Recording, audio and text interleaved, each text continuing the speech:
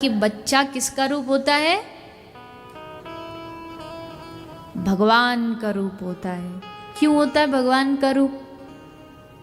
बच्चे में कोई अवगुण नहीं होते? बोले क्यों नहीं होते अवगुण?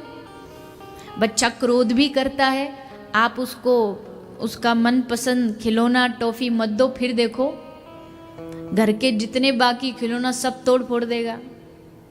बच्चे में ईर्ष्या नहीं होती? बोले बिल्कुल होती है। उसकी मैया उसके अलावा किसी दूसरे बालक को 2 मिनट गोदी में ले ले, फिर देखो रो रो के बुरा हाल कर देगा। बच्चे में लोभ नहीं होता? बोले बिल्कुल होता है। एक चॉकलेट के लिए कुछ भी करवा लो, सब कर देगा। लोभ भी होता है। फिर कौन सा ऐसा गुण है जिसके कारण बच्चे को भगवान का रूप कहा जाता है? बोले एक सबसे बड़ा गुण ये है कि बच्चे के अंदर छल कपट और दंभ नहीं होता, दिखावा नहीं होता। वो जैसा है वो वैसा है।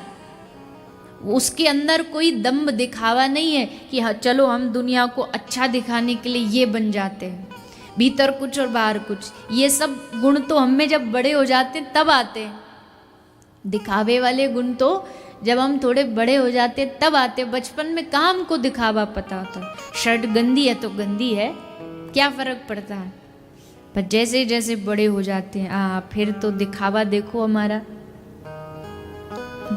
मैं कई बार विनोद में कहती हूँ, कई लोग होते हैं सोने की चेन खरीद लेते हैं, अब उसके साथ तकलीफ ये होती है कि शर्ट में भीतर डाल लें तो फिर चेन दिखेगी नहीं, और अगर बाहर भी डालें तो भी थोड़ा सा लगता है भाई दिखाने के लिए। तो क्या करेंगे? तो बोले आधी अंदर आधी बाहर। क्यों? बोले हमने तो भीतर ही डाली थी, लगता गलती से आधी बाहर आ गई।